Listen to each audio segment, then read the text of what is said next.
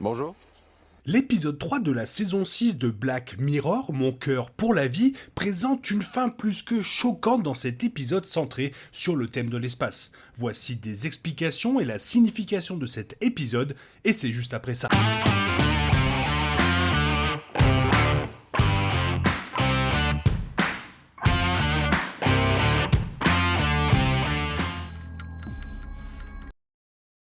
L'histoire se déroule dans une version alternative de 1969 où la technologie existe, permettant aux deux astronautes de transférer essentiellement leur conscience vers des répliques mécaniques hautement sophistiquées, d'eux-mêmes à la maison. Ce qui commence comme un geste amical se termine par une méditation sinistre et sombre d'un traumatisme inéluctable et de la volonté humaine inébranlable de se connecter avec les autres afin de maintenir un sens du but.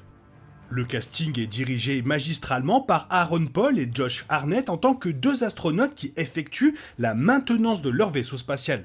Cliff et David en sont à 2 ans d'un voyage de 6 ans dans l'espace. Ils passent la plupart de leur temps à la maison avec leur famille grâce à la technologie de liaison jusqu'à ce que David vive une horrible tragédie qui le laisse profondément brisé.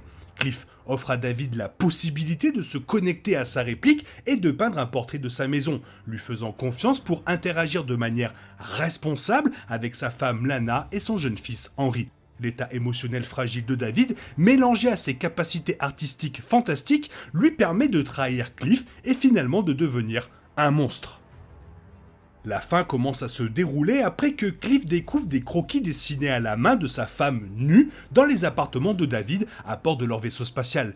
Cliff affronte violemment David et l'agresse en conséquence. David supplie Cliff, lui disant qu'il ne comprend pas ce que c'est que d'être lui et que toute sa vie soit détruite. Cliff empêche David d'utiliser son lien et découvre que Lana a été seule et malheureuse dans leur mariage. David, isolé dans le vaisseau spatial, crée une fausse urgence pour enfermer David dans l'espace. David revient pour sauver Cliff, uniquement pour qu'il découvre que David s'était lié à sa réplique et avait tué la femme et le fils de Cliff. Car d'après la quantité de sang présente dans la maison autrefois idyllique de Cliff et sur les mains de la réplique de Cliff, il est prudent de supposer que David a assassiné Lana et le jeune Henry. La cinématographie tordue implique également fortement la perte de toute la famille de Cliff, car elle reflète le mouvement de la caméra qui a représenté le moment où la femme et les enfants de David ont été assassinés plus tôt dans l'épisode, bouleversant son monde. Puis finalement, on peut confirmer la mort de Lana et Henry par le dernier geste de David sur le navire. Il offre à Cliff une chaise avec défi comme pour dire « Qu'est-ce que tu vas faire d'autre maintenant ? Rentrer chez toi ? Pour rien ?» David voulait que Cliff comprenne à quoi ressemblait sa souffrance et c'était la seule façon pour lui d'y parvenir. Il était également convaincu que Lana le voulait vraiment de manière romantique et croyait qu'elle niait le véritable lien qu'ils avaient brièvement partagé, ce qui a également fortement inspiré sa décision insensée de la tuer, elle et Henry. Alors, quelles étaient les intentions du groupe qui a tué la famille de David ? Le groupe qui a tué la famille de David fait apparemment partie d'un groupe conspirateur d'absolutistes moraux qui croient que l'utilisation de répliques et de technologies de liaison est intrinsèquement mauvaise et contre nature. Ils semblent être fascinés par la réplique de David et utilisent finalement la force pour démontrer leur conviction que la technologie ne devrait pas exister. Ce groupe partage des similitudes incroyable avec la vraie secte de Manson et le tristement célèbre meurtre de l'actrice Sharon Tate qui a eu lieu en 1969. Le groupe envahit la maison de David avec l'intention de tuer sa réplique et sa famille humaine comme punition pour avoir défié la nature. Ils savaient qu'un tel acte diabolique ferait la une des journaux et propagerait le message anti-technologique de leur culte.